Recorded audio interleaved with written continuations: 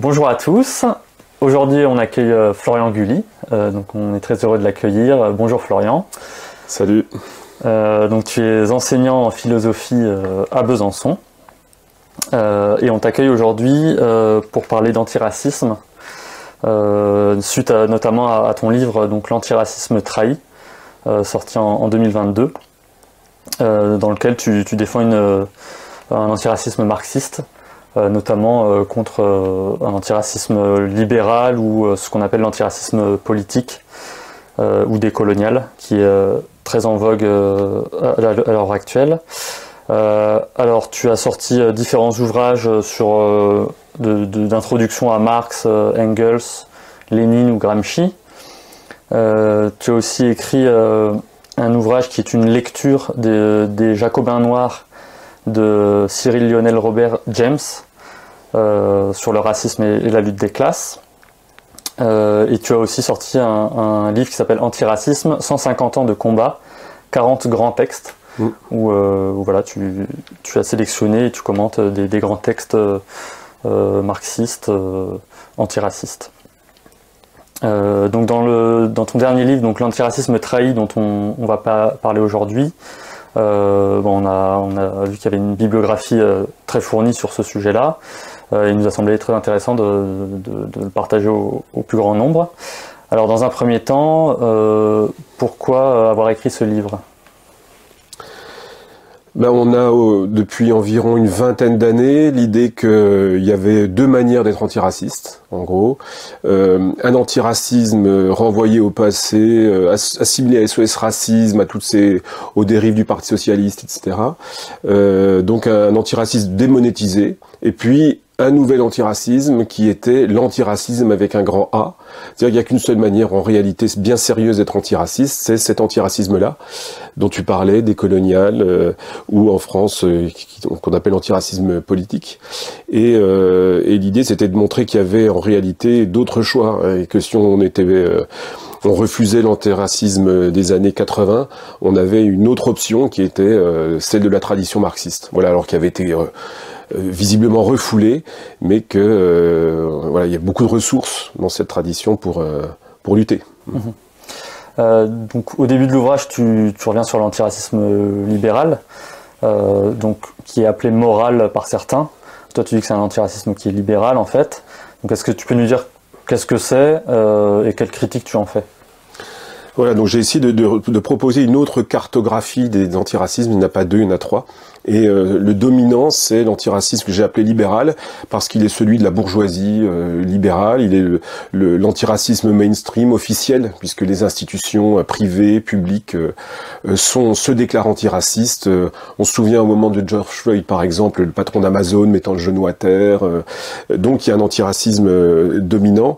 Et celui-là, contre lequel, en effet, il faut réagir, parce que il présente un certain nombre de lacunes. En gros, cet antiracisme-là, il propose l'éducation des masses. Il faut les éduquer à la diversité, à l'acceptation de la différence, etc. Donc en gros, c'est par le biais de l'école, par des documentaires, etc. Et puis, par ailleurs, il a un projet politique. C'est pour ça qu'il est politique, cet antiracisme-là. Il n'est pas seulement moral.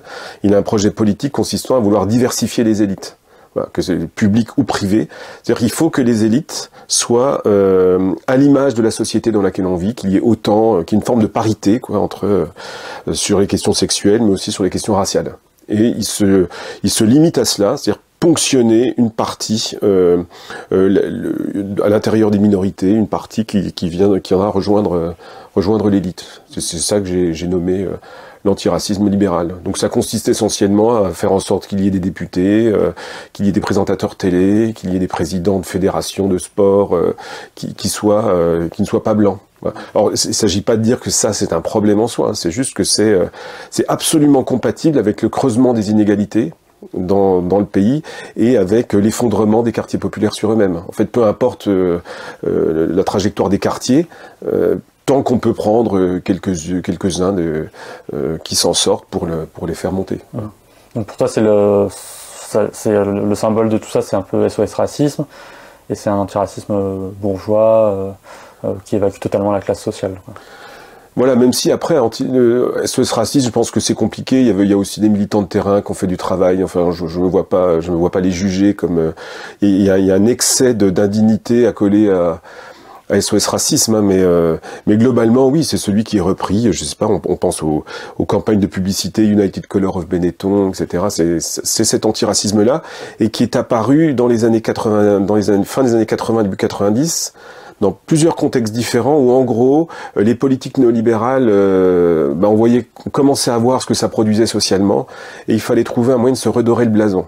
Et donc l'antiracisme, le féminisme et l'écologie vont être utilisés et en même temps dévitalisés, transformés, etc. pour en faire, pour redorer l'attelage néolibéral qui commençait à ne plus convaincre grand monde, quoi. Voilà. Donc après, la plus grande partie de ton ouvrage porte sur la critique de l'antiracisme dit politique, ou qu'on pourrait appeler décolonial. Donc cet antiracisme, il s'est construit en réaction justement à l'antiracisme libéral. Tu notes dans l'ouvrage, par exemple, que voilà, il a permis quand même certains apports par rapport à l'antiracisme libéral, mais tu montres aussi qu'il a beaucoup de choses en commun avec le premier antiracisme. Est-ce que dans un premier temps tu peux nous expliquer qu'est-ce qui caractérise donc le courant de l'antiracisme dit politique, qui est issu de Carmichael et Hamilton par exemple, mais qui déjà à l'époque était critiqué par d'autres figures et organisations antiracistes aux États-Unis comme Martin Luther King ou Angela Davis? Oui, donc en France, c'est l'antiracisme politique, il s'appelle comme ça, mais en réalité, on a aussi au début des années 2000 le courant décolonial qui commence à se constituer en Amérique du Sud. Et puis en effet, dans le livre, j'essaie de montrer qu'il y a un antécédent américain pendant le Black Power à la fin des années 60 de cette manière de penser. Et du coup, je pense que le contexte de ce genre de pensée, c'est une certaine manière de réagir au discours raciste. Et donc ensuite, cette manière de réagir au discours raciste, on peut la voir aux États-Unis, en France, en Amérique du Sud.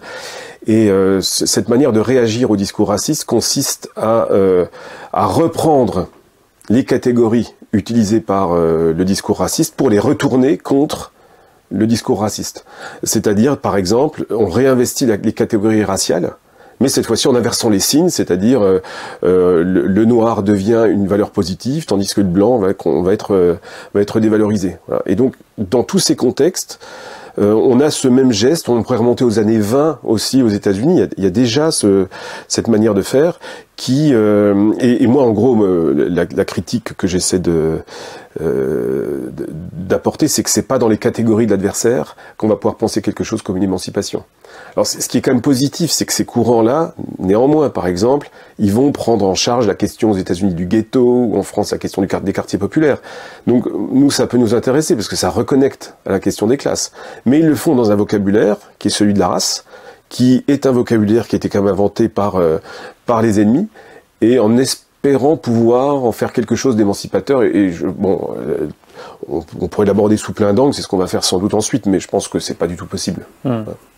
Et une des caractéristiques de ce courant, dès l'origine, c'est, comme tu l'expliques, un réductionnisme racial, une marginalisation de la classe sociale, et aussi une pensée non dialectique, un petit peu unilatérale de toutes ces questions-là, quoi.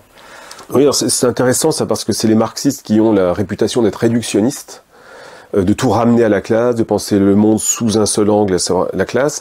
Or, c'est pas du tout ce qui se passe dans les années 60 aux États-Unis, ni même dans les années 20, puisque en réalité, les marxistes sont des gens qui combattent le réductionnisme. C'est-à-dire qu'on a des déclarations d'Angela Davis disant nous n'avons pas besoin seulement d'une analyse de peau, voilà, parce qu'il faut aussi une analyse de classe, parce que il existe des courants afro-américains qui réduisent l'intégralité du problème afro-américain à un problème de race. Et donc les marxistes essaient d'enrichir la grille d'analyse. Dans les années 20, par exemple, des marxistes afro-américains, par exemple Abraham Harris, qui était économiste, parle de racialisme, non pas pour désigner les racistes, mais pour désigner les afro-américains qui pensent l'émancipation uniquement dans des catégories raciales.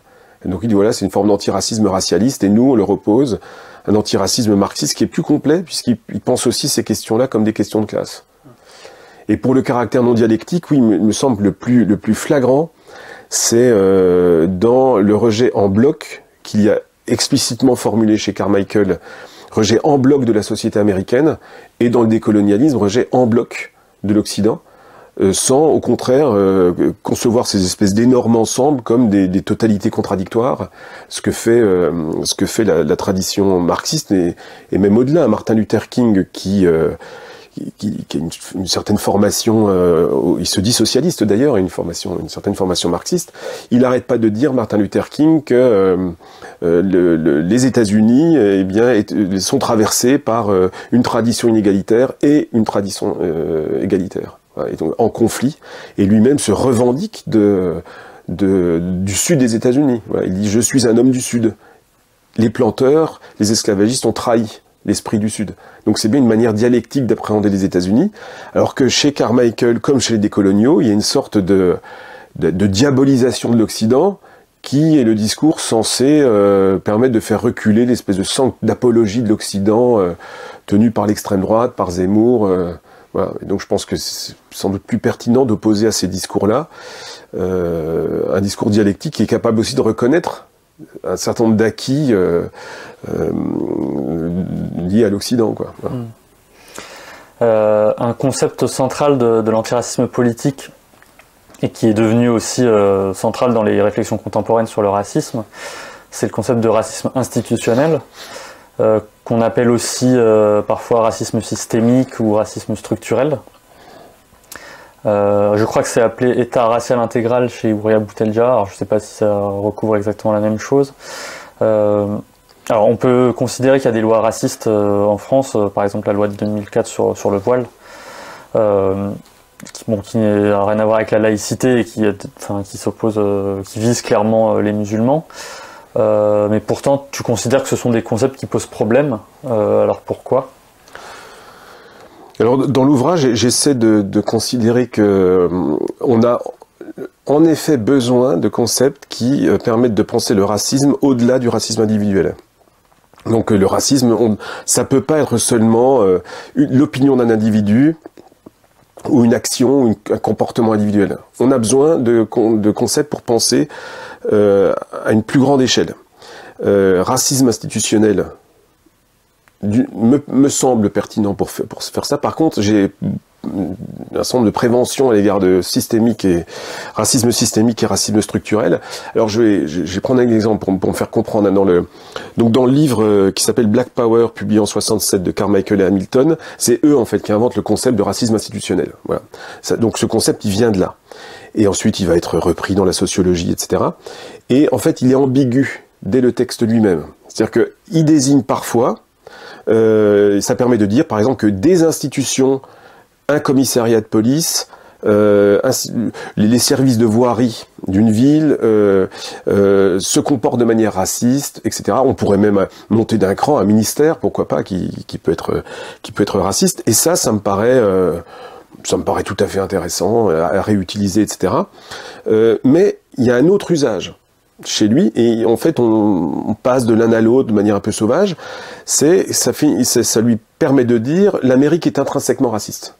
Voilà. C'est-à-dire qu'on passe de la catégorisation d'institutions localisées auprès desquelles on pourra faire une enquête empirique. Voilà. Qu'est-ce qui se passe dans ce commissariat, etc.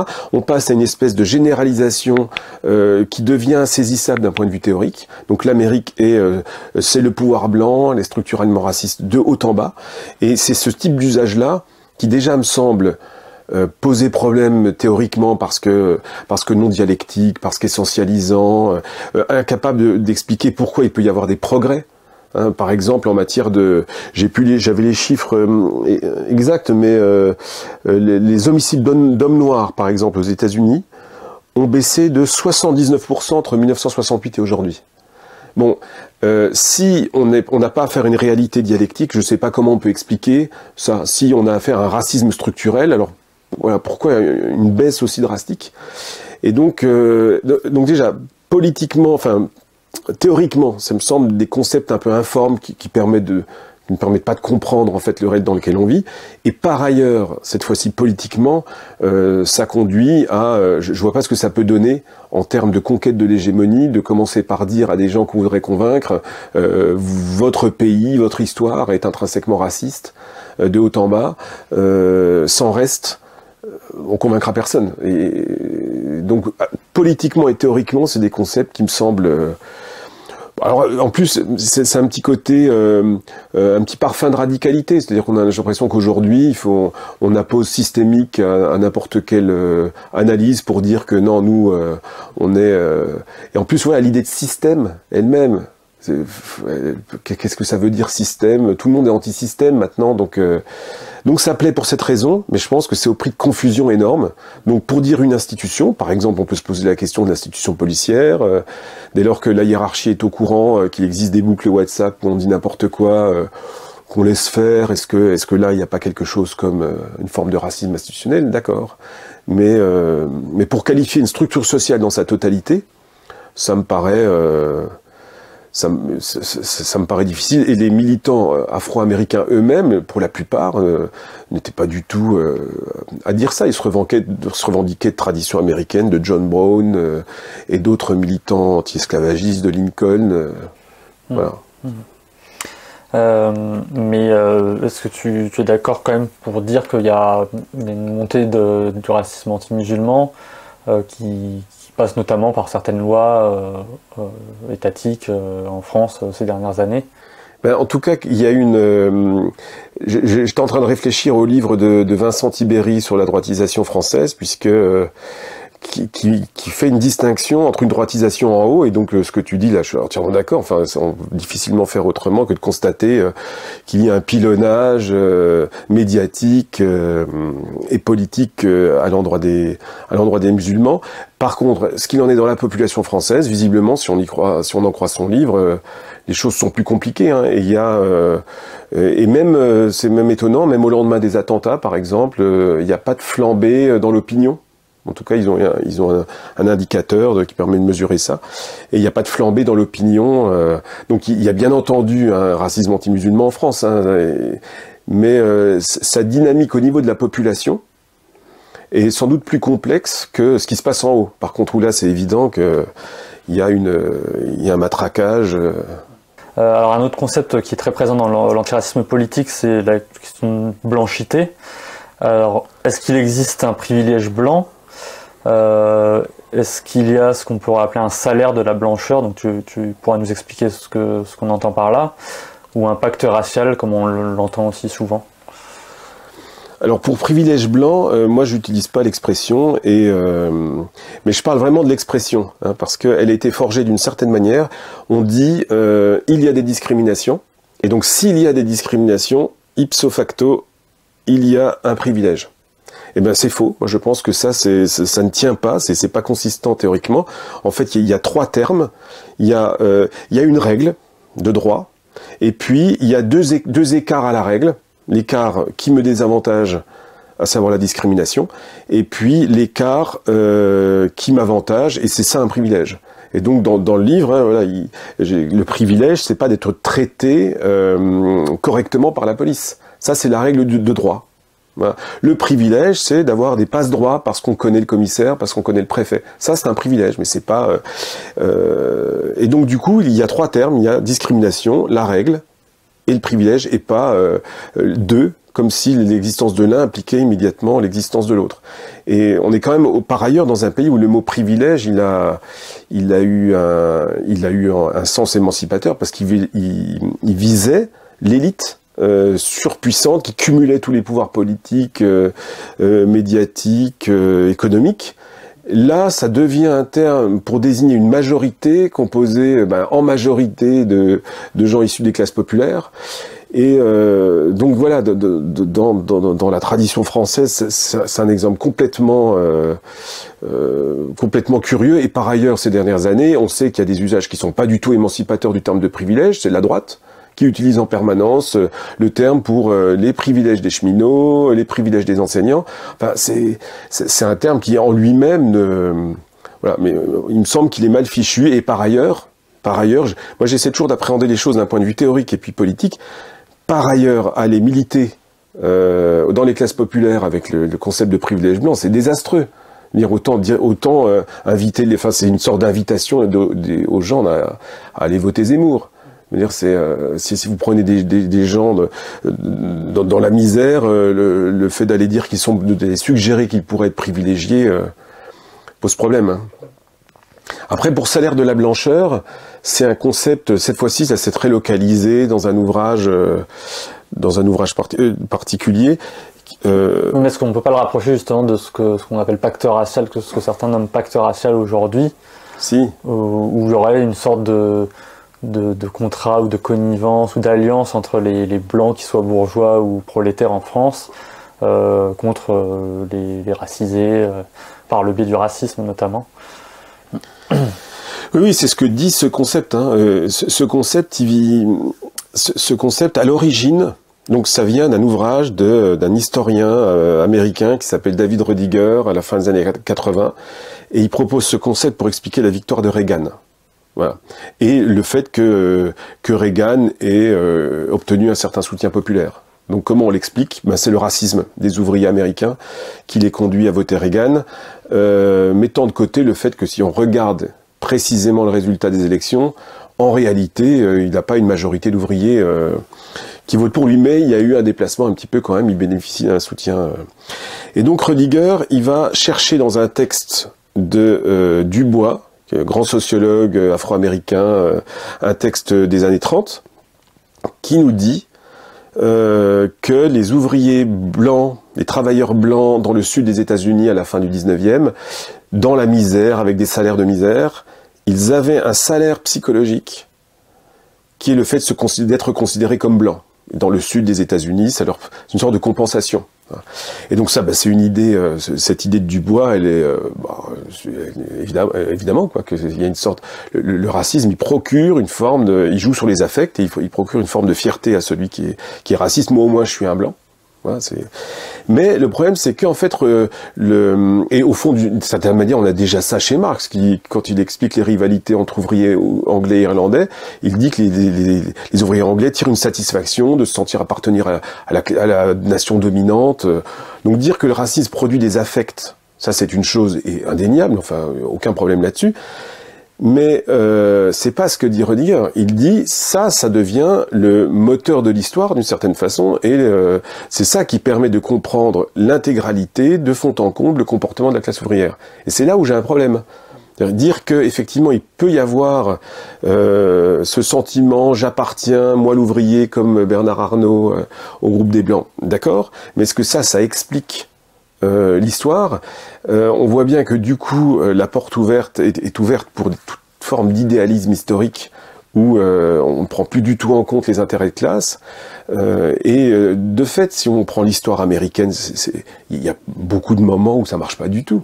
En fait, pourquoi par exemple le parti populiste américain à la fin du 19e qui unit des métayers noirs et blancs, comment est-ce qu'il est possible s'il y a un salaire de la blancheur?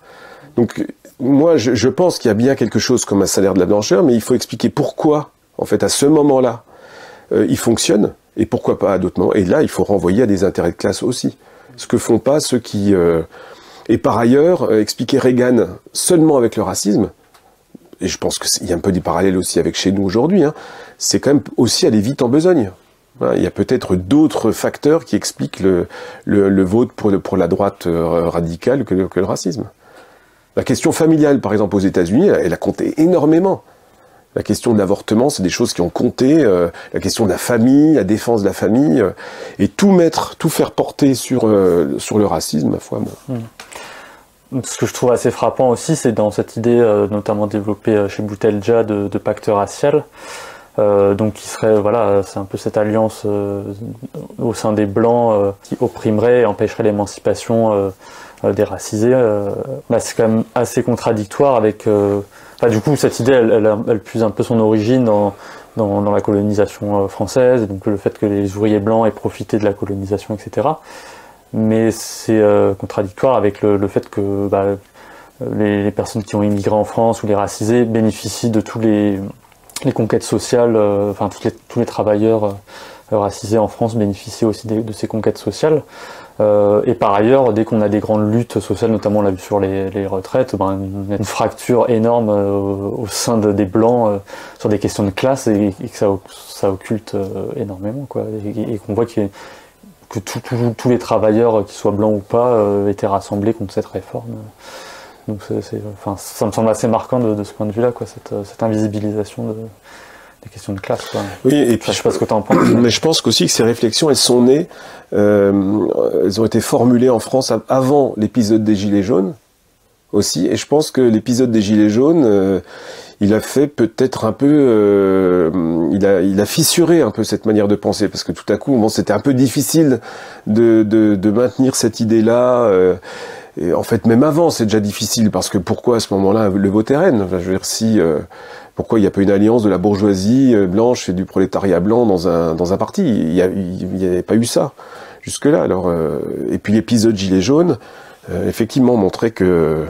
Et d'ailleurs, j'ai l'impression que ça a fait bouger parmi certains antiracistes qui se sont tout à coup dit, mais alors est-ce qu'il n'y aurait pas des jonctions auxquelles il faudrait penser? Parce que en réalité, on se racontait peut-être un peu des histoires sur ce prolétariat blanc jusqu'ici, quoi. Justement, tu parles de jonction. Pourquoi cet antiracisme dit politique mène selon toi à des impasses stratégiques? Eh ben, en particulier, construire la politique à partir du clivage blanc-non blanc, c'est quelque chose qui est né dans le contexte colonial.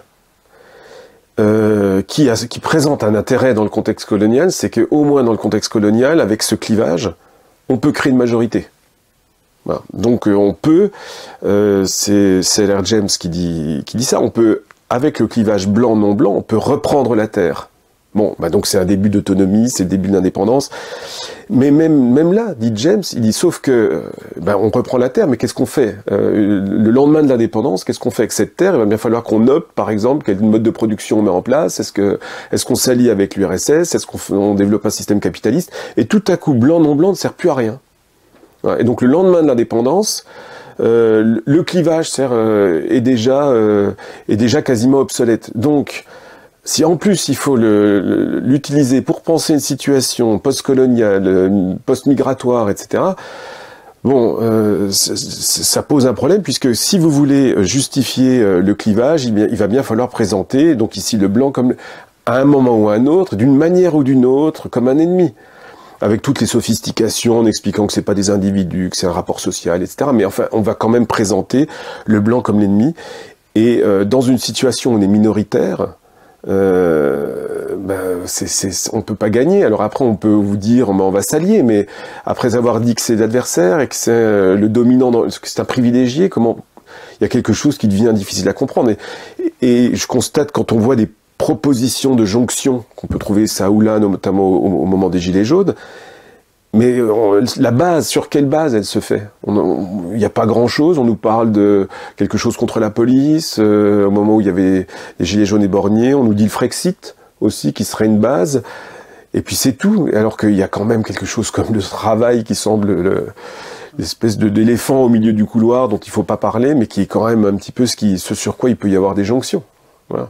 Dans ce sens-là qu'il y a des impasses, me semble-t-il. La critique de l'universalisme, ça constitue un point majeur dans l'argumentaire de l'antiracisme politique. Mais est-ce que l'universalisme s'oppose vraiment à l'antiracisme? Oui, là aussi, il y a tout s'embrouille. Donc effectivement, il y a s'il s'agit de dire qu'il y a que la colonisation, c'est une forme, une manière d'imposer une société qui se croit universelle et qui veut s'imposer aux autres, on est d'accord. Sauf que c'est une société qui se croit, mais elle l'est pas. En réalité, c'est juste une particularité. Donc je vais imposer ma religion aux autres en disant que c'est la religion universelle, mais en fait c'est ma religion bien particulière que j'impose aux autres. Pour moi, il y a une illusion d'universalité. Et donc dire non, en fait, c'est l'universel intrinsèquement qui est raciste. Non, ce qui est raciste, c'est quand un particulier, une particularité cherche à s'imposer à une autre. Ça, c'est le racisme. Mais l'universel, c'est autre chose, et à tel point que, en fait, si on revient à Toussaint Louverture, au combat de Nelson Mandela, à Ho Chi Minh, on va pas leur faire des leçons d'anti-impérialisme à ceux-là. Et ceux-là, ils sont universalistes. C'est-à-dire que Ho Chi Minh se revendique des droits de l'homme, Nelson Mandela dit, nous, la charte des droits rédigée par les Anglais en 1941, on la prend parce que ça nous permet de lutter contre l'apartheid. Et il est intéressant, Mandela, il dit, certains nous disent que tout ça c'est un masque de la bourgeoisie. Non, non, nous on prend une déclaration de droits, l'égalité des droits. C'est pas toute l'émancipation, c'est pas toute la liberté, mais c'est quand même un premier pas. C'est l'émancipation politique. Et donc voilà, il me semble que l'antiracisme a toujours été de ce côté-là. Et par ailleurs, c'est ça qui me paraît complètement embrouillé et complètement sans dessus-dessous, c'est qu'en fait l'anti-universalisme, c'est une tradition de pensée européenne, complètement européenne. C'est pas du tout une pensée du Sud, c'est pas une pensée des coloniales, c'est la pensée contre-révolutionnaire. C'est-à-dire que la Déclaration des droits de l'homme, dès le lendemain de la Révolution, est pilonnée par les contre-révolutionnaires, les nobles qui ont perdu le pouvoir et qui nous racontent mais qu'est-ce que c'est que ça, les droits de l'homme, il n'y a pas d'homme, ça n'existe pas l'humanité, il n'y a que des groupes particuliers, et tout ça va être repris ensuite continuer dans l'extrême droite au XXe siècle. C'est ça qui est complètement dingue, c'est que l'extrême droite est anti-universaliste.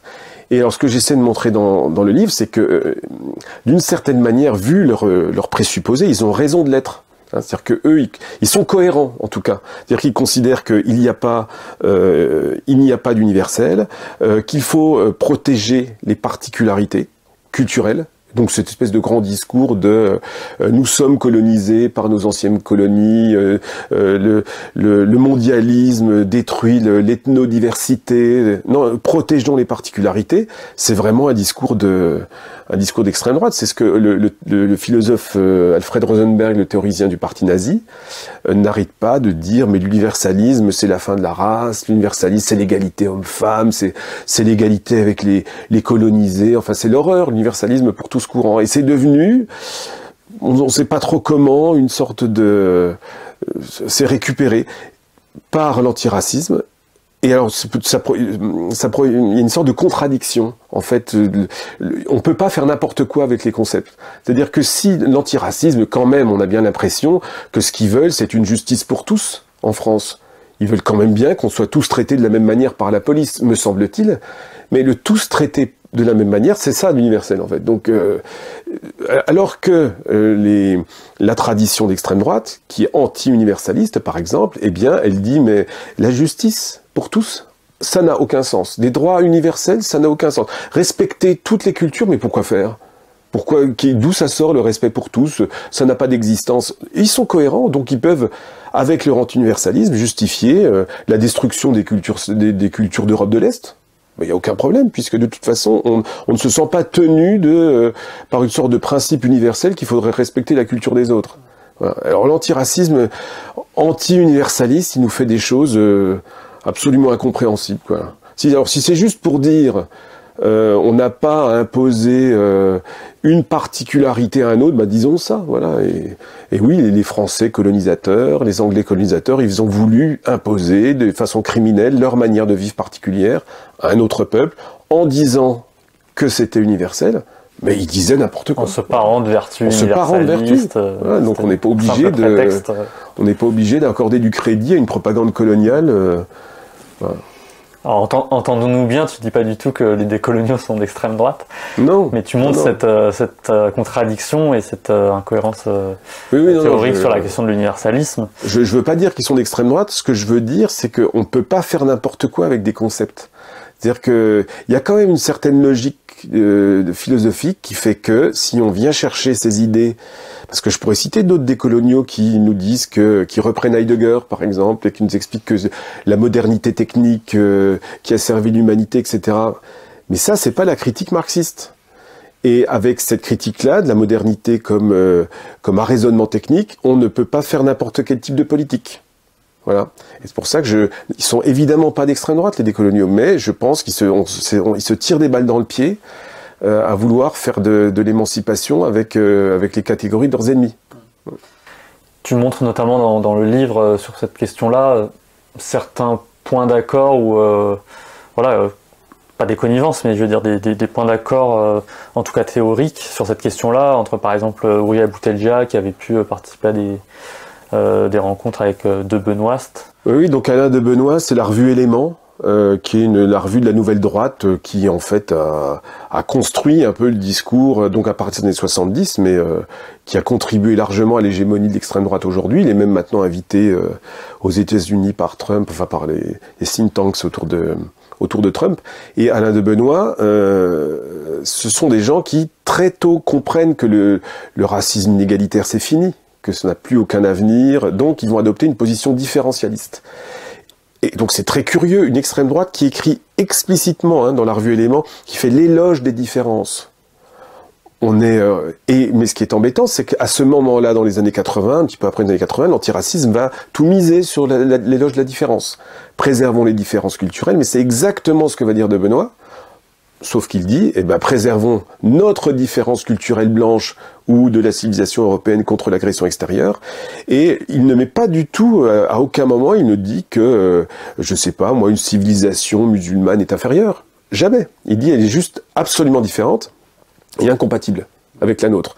Donc on va trouver dans Éléments des dossiers sur tel ou tel philosophe arabe. Enfin, on n'est plus du tout dans une extrême droite d'antan, mais de fait, on se retrouve dans cette espèce de refus de l'universel. Il n'est pas question de réfléchir à l'idée qu'il puisse y avoir du commun.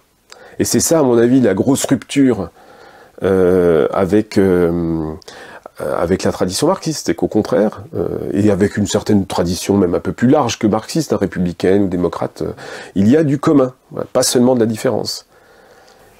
Donc, comme tu l'as dit, donc on sait bien que l'universalisme, c'est un peu un faux-né du capitalisme, du colonialisme et de l'impérialisme. Et donc, selon toi, s'attaquer à l'universalisme, c'est contradictoire avec la lutte pour l'égalité, et donc contre le capitalisme et contre l'extrême droite. Est-ce que tu peux un peu développer ce point Alors j'en ai déjà un petit peu parlé du coup un petit peu avant, mais cette idée par exemple que le capitalisme ce serait un synonyme d'universalisme, etc., et que finalement, à critiquer l'un, c'est critiquer l'autre. Alors déjà qu'il y ait une forme d'uniformisation du monde sous l'effet du développement du capitalisme, admettons, mais pourquoi est-ce qu'on a besoin de dire c'est l'universalisme? Enfin, uniforme, universel, c'est pas tout à fait la même chose. Le fait qu'on ait du commun n'implique pas qu'on soit les mêmes sur absolument tout. Et par ailleurs, je pense qu'il y a c'est un économiste, américain qui s'appelle Vivek Chiber qui développe ça. Le capitalisme, en réalité, il détruit certaines différences culturelles qui nuisent à son développement. Donc on peut imaginer que si dans une culture 3 jours sont consacrés à Dieu, ça c'est sûr que le capitalisme peu à peu va détruire ça. Mais il peut laisser en place quantité de pratiques culturelles différentes qui n'ont pas d'impact sur le taux de profit, il les laissera. Donc dire qu'il y a une forme de puissance uniformisante, ce qui renvoie un peu à la critique que faisait finalement Heidegger de la modernité, je pense que ça correspond pas en réalité à la dynamique du capital. Il y a sur certains aspects uniformisation, voilà, il y a un McDonald's de partout, etc. Mais sur d'autres aspects, les différences sont maintenues, d'autres peuvent apparaître. Voilà. Donc je pense qu'il faut vraiment différencier et maintenir sa critique sur celle du capitalisme. Et ne pas considérer de la même manière que, comme ont pu les faire les post-coloniaux indiens, que du coup les traditions culturelles sont des remparts contre le capital, que le capital les attaque et qu'il faut résister à partir de cette tradition, parce qu'il n'est pas vrai que le capital les attaque toutes. Il attaque celles qui s'opposent à l'augmentation du taux de profit. Et donc les autres, il les laisse de côté. Bon, ce qui renvoie aussi à la question, si toute tradition culturelle est à défendre, évidemment, ça se discute aussi. Hein. Oui, ça peut, ça implique, enfin, ça peut mener à la défense de traditions inégalitaires, comme voilà. Tu le dis, parce qu'elles s'opposeraient ou elles résisteraient au capitalisme. Ouais. Alors, dans un passage aussi, tu analyses la critique de ces courants-là contre l'universalisme, qui l'accusent d'être trop abstrait. Et donc, par opposition à cet universalisme abstrait, il s'agirait de coaliser les minorités sur la base d'une analyse intersectionnelle. Mais du coup, alors, est-ce que tu peux nous dire qui pense abstraitement entre l'universalisme, et en particulier le marxisme, et l'intersectionnalité? Alors d'abord sur l'abstraction, effectivement il y a dans l'intersectionnalité il y a une critique de l'abstraction au nom du concret, et moi je me demande s'il n'y a pas une méprise à propos du sens de ces termes, c'est-à-dire que pour moi l'abstraction ça peut être quelque chose de positif, c'est-à-dire que quand on définit par exemple des droits que l'on va attribuer à n'importe qui, abstraction faite de sa classe, de son sexe, etc. Ben c'est très bien l'abstraction, c'est un progrès moral, c'est la Révolution française, etc. Donc l'abstraction de ce point de vue-là, si on peut s'y opposer, mais alors du coup on retombe dans des pensées réactionnaires. Et après ça ne veut pas dire, alors parce que c'est ça qu'on entend par exemple critique de l'abstraction, de l'universalisme abstrait républicain. Ça, ce n'est pas une théorie sociologique de l'individualité. Oui, je ne me réduis pas aux droits qui me sont attribués. Il y a plein d'autres dimensions.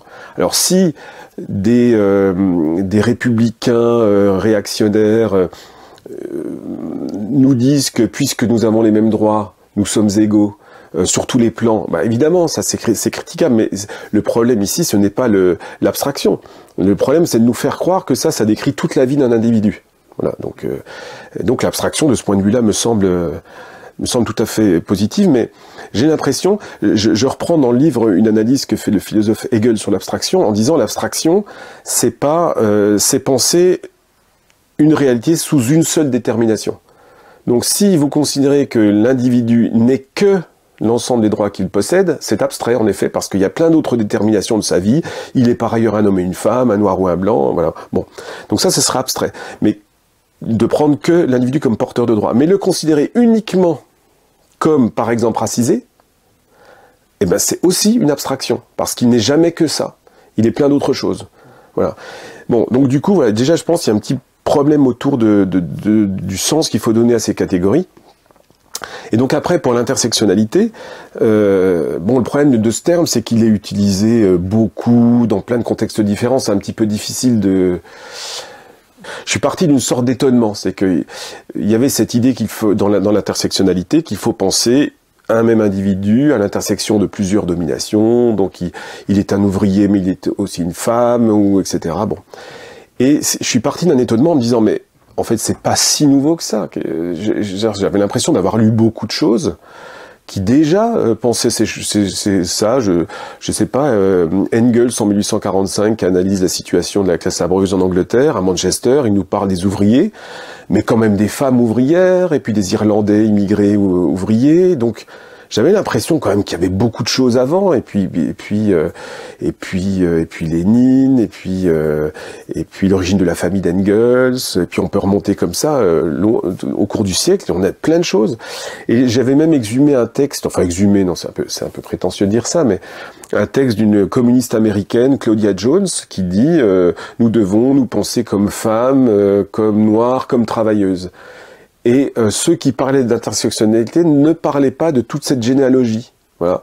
Et donc je me dis, mais finalement, s'il s'agit juste de dire ça, à savoir que nous sommes faits d'une pluralité de détermination et que, du coup, je suis intersectionnel. Et puis j'ai l'impression que tout le monde l'est depuis bien longtemps et qu'on a juste rajouté une étiquette. Bon, si ça leur fait plaisir d'avoir l'étiquette, pourquoi pas, mais voilà. Mais au bout d'un moment, j'ai quand même compris que non, il y avait quand même quelque chose d'autre dans l'intersectionnalité. Et en fait, tous les débats, je pense, à gauche, j'entends. Parce que peut-être qu'à droite, la première chose que je dis, là, est déjà discutable, c'est pas vrai, c'est pas des dominations, etc. Bon. Mais à gauche, le débat, il porte pas là-dessus. Il porte sur la stratégie politique. Voilà. Et si on lit celle qui invente le mot, alors, ok, on pourra me dire que tout le monde n'est pas d'accord avec la fondatrice, que depuis il y a eu des débats, etc. Mais vu que c'est une galaxie, voilà, j'ai pris la fondatrice, c'est quand même pas non une voix marginale, voilà, qui est Kimberlé Crenshaw, et qui écrit les 2 articles en 89 et 91 sur ces sujets, et elle dit explicitement qu'elle a un projet politique, que son projet politique, c'est d'organiser la communauté noire. Voilà. Et que pour cette raison, elle voudrait éviter que certaines voix noires soient marginalisées, donc notamment les femmes et les homosexuels qui avaient été marginalisés dans le mouvement des années 60-70. Mais son but politique, c'est organiser la communauté noire. Or, on peut, pour un certain nombre de raisons, estimer que la communauté noire, c'est une fiction. qu'elle est traversée, divisée, explosée par des intérêts de classe, etc.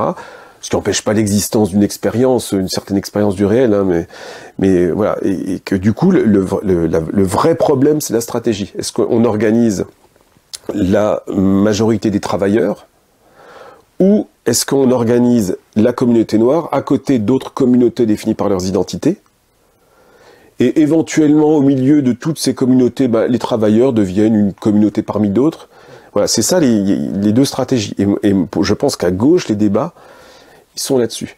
Il y a quand même il y a quand même par ailleurs des gens qui rejettent l'intersectionnalité à gauche. Hein, je pense notamment à certains discours décoloniaux, hein, qui ont bien vu que l'intersectionnalité pouvait fissurer l'organisation raciale.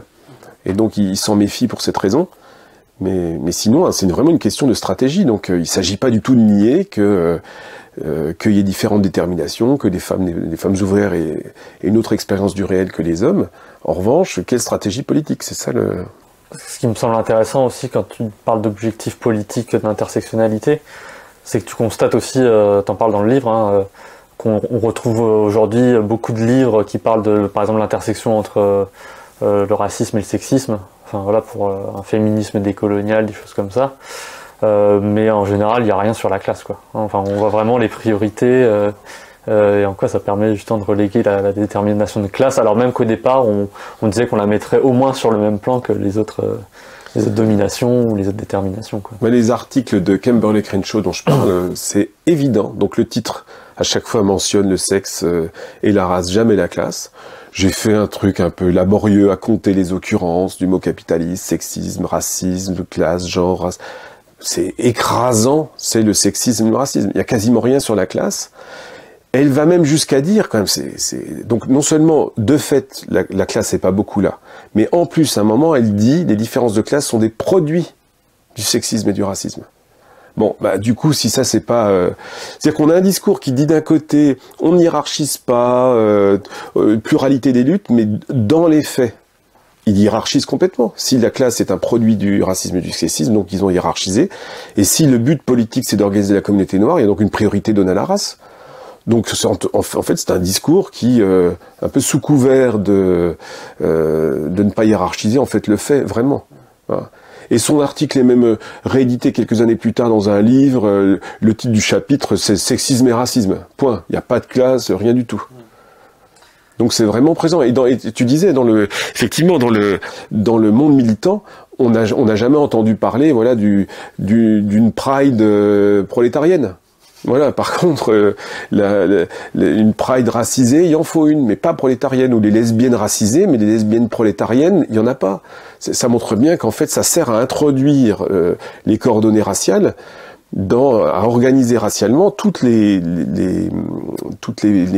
manifestations, toutes les organisations militantes, et pas à égalité avec les autres facteurs, quoi. Oui. Et on n'entend jamais, par exemple, on voit jamais de livre qui s'intitule pour un féminisme classiste. Enfin, c'est un peu ce que tu dis. Alors aujourd'hui, je pense qu'il y en a qui voient bien le problème, donc ils essaient de parler par exemple, d'un communisme décolonial, mais on ne sait pas trop à quoi ça fait référence, et on sait que les mouvements communistes historiquement et à l'international ont quand même été les fers de lance de la décolonisation, de l'anti-impérialisme, etc. Donc on comprend pas bien à quoi ça fait référence.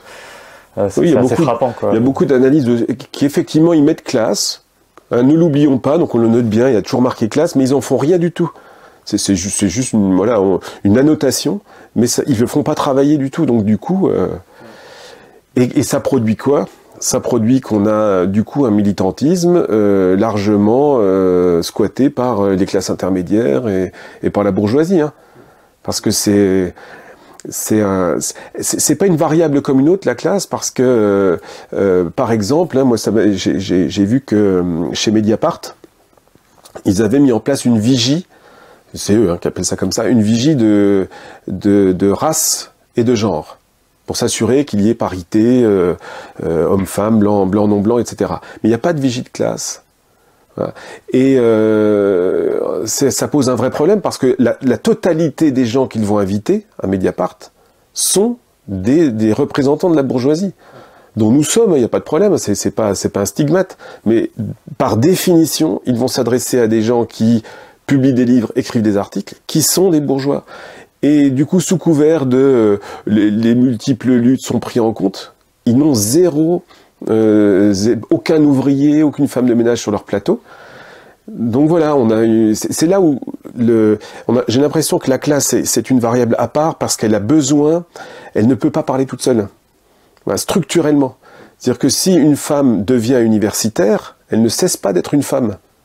Par contre, un fils de prolo qui devient universitaire, il n'est plus prolo. Et donc, il y a un écart qui s'est fait. Et donc, on entend que il y avait des projets de décoloniser l'université, c'est-à-dire de recruter davantage de chercheurs qui soient des femmes ou qui soient non blancs. Oui, mais sur la classe, c'est pas possible. Il ne peut pas y avoir un ouvrier, un chercheur CNRS, enfin, où le jour où il sera plus ouvrier. Donc il y a bien un problème spécifique avec cette classe qui, si on la laisse au milieu des autres, elle va disparaître. Et c'est ce qui se passe, elle disparaît. Alors, on va aborder un peu plus là, ce que tu essaies de défendre et l'approche marxiste de l'antiracisme. Alors souvent, on reproche aux marxistes de considérer la lutte antiraciste comme une lutte secondaire et de hiérarchiser les problèmes, les oppressions, etc. Et tu montres au contraire que le racisme est une forme de la lutte des classes ou une expression de la domination de la bourgeoisie impérialiste sur la classe ouvrière. Alors concrètement, qu'est-ce que ça signifie? Et moi, est-ce que tu as aussi des chiffres sur le sujet?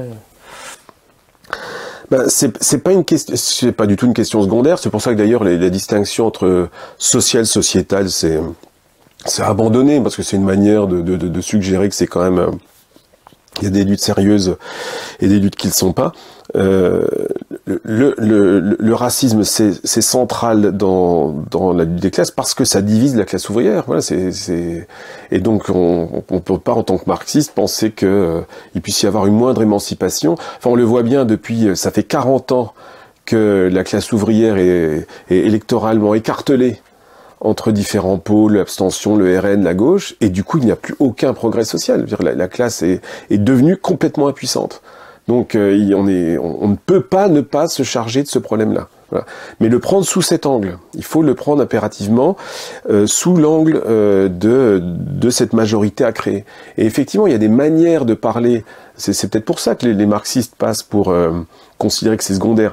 Il y a des manières de parler de tous ces sujets qui peut-être n'intéressent pas beaucoup les marxistes. Voilà, il y a aujourd'hui des ouvrages dans les librairies sur le racisme qui sont quasiment des manuels de développement personnel, comment bien se comporter avec son collègue ou avec ses amis. Alors c'est peut-être intéressant, je juge pas, hein, les gens font bien ce qu'ils veulent, hein. Mais c'est vrai que ça n'intéressera pas beaucoup un marxiste. Le problème principal, c'est on a une classe impuissante, divisée, et il faut qu'on recrée une unité. Donc ça peut pas être secondaire, ça l'a jamais été. Voilà, j'ai l'impression que c'est des espèces de discours apparus pour discréditer le marxisme. Alors peut-être que des organisations dans l'histoire ont peut-être pas été à la hauteur du combat, faut voir, hein. Bon, ok, ça sans doute, personne n'est parfait. Mais en tout cas dans les textes, jamais, dans la théorie, jamais ces questions-là ont été regardées de haut, méprisées, ou alors qu'on m'en trouve, hein, mais... L'antiracisme politique présente le racisme comme le produit d'une culture coloniale héritée du passé. Par ailleurs, on prête aux marxistes la vision du racisme comme produit d'une propagande ou d'une manipulation de la bourgeoisie pour diviser les classes populaires et se maintenir au pouvoir. Et toi, dans ton ouvrage, tu critiques un peu ces conceptions, alors pourquoi ? Oui, alors d'abord pour celle du marxisme, à savoir que le marxisme, on entend ça, hein, mais c'est faux, que pour les marxistes, le racisme est un produit de la bourgeoisie, voilà, qui aurait instillé, manipulé les consciences pour diviser la classe ouvrière pour mieux régner. Alors c'est pas ce que défendent ni Marx ni les marxistes, puisque le minimum du matérialisme historique, c'est chercher la base matérielle d'une idée. Voilà. Et la base matérielle d'une idée, ce n'est pas la conscience d'un bourgeois. Voilà, c'est une réalité sociale. Et donc, ce que dit Marx précisément, c'est il y a une situation conflictuelle qui va générer de situations configurées de toutes sortes possibles, hein, en tout genre, guerre coloniale, concurrence pour l'emploi, enfin tout ce qu'on veut. Mais celle-là, elle va générer le racisme. Donc le racisme, il sort d'une situation conflictuelle, et ensuite la bourgeoisie arrive et utilise ce racisme déjà là, et en rajoute et le développe, etc. Mais ça vient en un second temps. Il faut cette base matérielle. Elle n'arrive pas forcément ensuite, mais en tout cas, elle va récupérer. Voilà, elle alimente quelque chose qui a d'abord une base matérielle. Et donc, sinon, on aurait une sorte de vision complotiste de l'histoire où l'histoire, c'est plus la lutte des classes, c'est la volonté de la bourgeoisie, quoi. Et donc la bourgeoisie qui, espèce de grand sujet de l'histoire qui tire les ficelles et qui manipule. Alors, et en plus, du coup, on arrive dans des conceptions de la classe ouvrière comme qui sont incompatibles avec tout ce que peuvent raconter les marxistes, c'est-à-dire des gens abrutis, qu'on manipule comme on veut. Ça colle mal avec ce que dit Marx, ce que disent Lénine de la classe ouvrière comme sujet de l'émancipation. Voilà, donc côté marxiste, voilà, il y a des situations. Donc, par exemple, dans une guerre coloniale, le vainqueur va interpréter sa victoire comme le signe d'une sorte d'élection biologique. Nous sommes une race supérieure parce qu'on les a terrassés, alors que c'est juste la technique, les canons. Voilà. Ça, c'est typiquement ce qui peut produire l'idée qu'il y a une race supérieure, où on a des esclaves, et par ailleurs on déclare que tous les hommes sont égaux, donc il faut bien qu'on se débrouille avec cette situation-là, on invente que c'est pas des hommes. Et du coup, la contradiction est résolue. Donc ça, c'est la base matérielle qui fait que il y a quelque chose comme du racisme ensuite. Et pour l'autre question sur les coloniaux et la colonisation, on trouve un peu la même situation aux États-Unis avec l'esclavage. Bien entendu que la colonisation comme l'esclavage sont des grandes matrices du racisme. Là-dessus, il n'y a aucun problème. Et donc, ils ont raison, et les marxistes le font aussi, de chercher dans ces bases matérielles-là, esclavage, colonisation, des sources du racisme. Simplement, il y a une tendance ensuite à considérer que ces idées, une fois apparues, elles vont durer indéfiniment au cours du temps, sans venir repuiser à nouveau dans le monde matériel. Voilà. C'est-à-dire dans la situation, le vécu des gens. Dans le vécu. Donc finalement, les idées racistes, elles peuvent naître donc aux États-Unis au XVIIe, pardon, et ensuite elles existent indépendamment de l'histoire et de la matérialité jusqu'à infuser les consciences de l'Américain de 2024. Voilà. Et alors que on a chez Marx l'idée que en fait les idées n'ont pas d'histoire. En fait, les idées qui se transmettent d'une génération à l'autre, elles se transmettent par l'intermédiaire d'une nouvelle base matérielle. Et s'il n'y a pas cette base matérielle qui les reprend, les idées s'éteignent peu à peu. Et donc les conflits entre protestants et catholiques en France ont été d'une violence inouïe. Quand même 10 000 morts, de massacres en tout genre, on a du mal à imaginer, et il n'y en a plus, c'est terminé, enfin, ce n'est plus structurant pour penser la vie politique française. Ça, c'est typiquement un conflit qui a eu une base matérielle. On pourrait regarder quel secteur de la bourgeoisie choisit le protestantisme, etc. Ensuite, cette idée, donc une fois née, elle a encore une certaine inertie, mais faute de base matérielle qui la reproduit, ensuite elle s'éteint. Et donc, je reviens maintenant à mon histoire de colonialisme. Il y a une sorte d'argument paresseux consistant à revenir sans arrêt au colonialisme, sans se demander, sans regarder toutes les nouvelles bases matérielles, typiquement l'immigration. L'immigration, c'est ce qui va permettre de renouveler le racisme colonial dans les années 70-80, mais du coup ça se déplace. C'est-à-dire qu'on n'a plus du tout, on ne reproche plus du tout aux descendants d'Algériens dans les années 80 ce qu'on pouvait reprocher aux Algériens dans les années 1930. C'est-à-dire, les discours sont totalement différents. Le discours du règne consiste à dire ils nous prennent notre travail. Mais c'est absolument pas, ça n'a aucun sens colonial, ça, ils nous prennent notre travail, puisque le racisme colonial, c'est des gens qui sont ailleurs et qui sont loin. Ensuite, ce sont des trafiquants, mais quel est le rapport avec la situation coloniale? Et aujourd'hui, aux États-Unis, c'est un petit peu la même chose. On a un racisme anti-noir très lié à la question du ghetto, de la violence, de la drogue, des gangs, qui a plus grand chose à voir avec. Alors, il y a sans doute des héritages. Moi, je veux pas dire que le temps long, il compte pas. mais c'était un petit peu pour aller contre cette tendance à se dire mais finalement on n'a rien à expliquer, tout est posé pour les Américains en Virginie au XVIIe, tout est posé pour la France en 1830 et puis ensuite jusqu'en 1860 et ensuite il se passe rien de nouveau. Parce que pourquoi aussi c'est important, je pense, c'est que si il y a une base matérielle, il y a un problème réel à résoudre. Donc par exemple, s'il y a un problème de trafic, là nous voilà quelque chose à résoudre.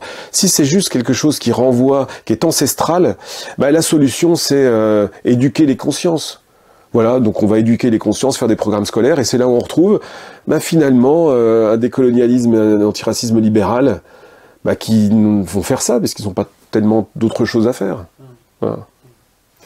Oui, et tu parles notamment du vécu, par exemple de la situation concrète dans des cités où, voilà, comme tu disais, où il y a du trafic, et comment on peut expliquer la permanence d'un racisme par un vécu quotidien de problèmes qui peuvent se poser et qui n'ont pas forcément à voir avec la race, mais en tout cas qui peuvent être interprétés de cette façon et qui sont combattus par les habitants de ces quartiers eux-mêmes la plupart du temps.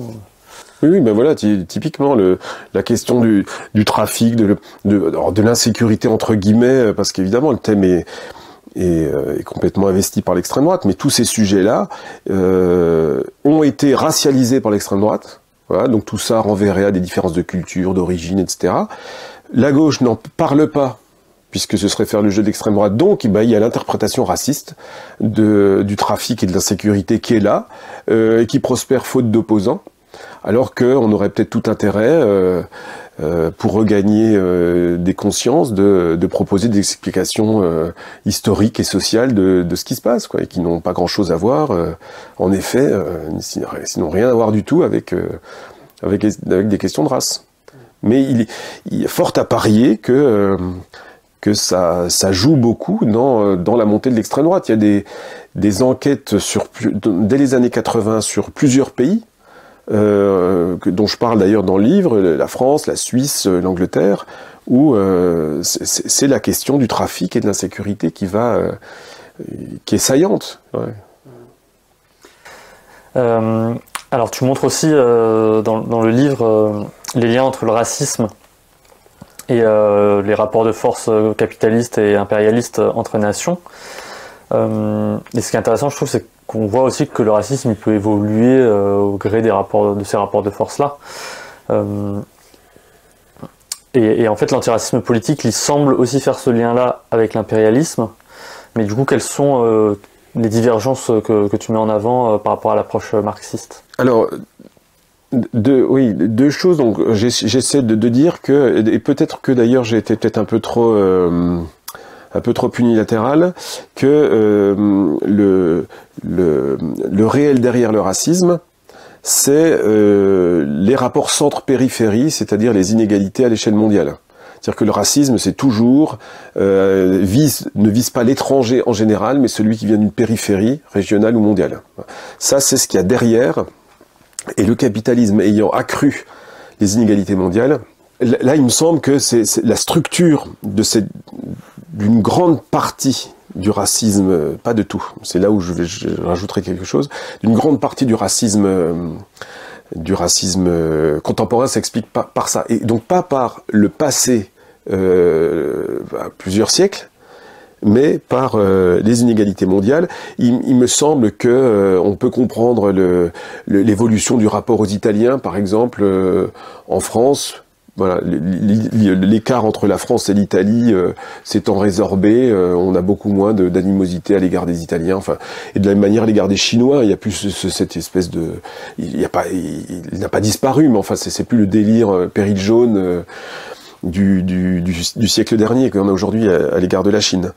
Voilà, alors que les décoloniaux vont dire, alors quand ils parlent d'impérialisme, ils n'en parlent pas tous, mais ceux qui en parlent, ils vont dire à peu près ça, sauf qu'ils vont quand même le recoder dans le blanc et le non blanc. Voilà.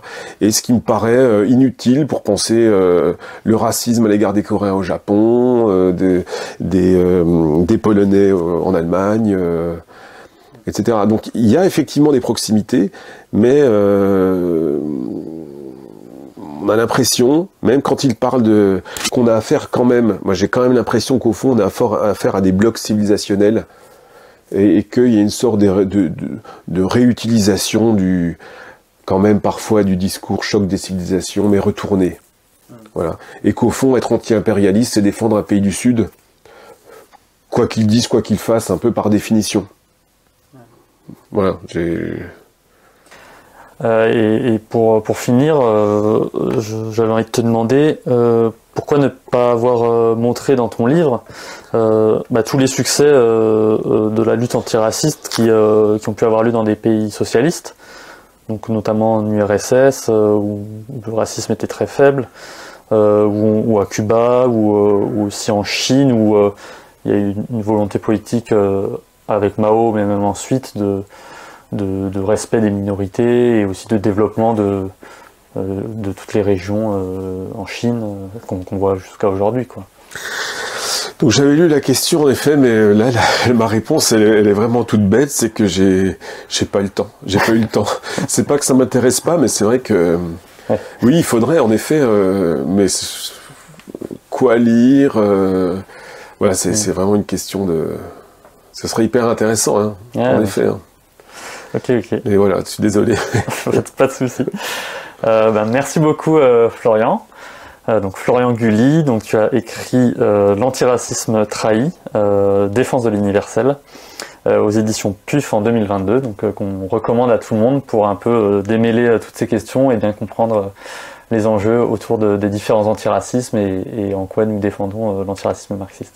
Eh ben merci à Café Marxiste. À bientôt, merci.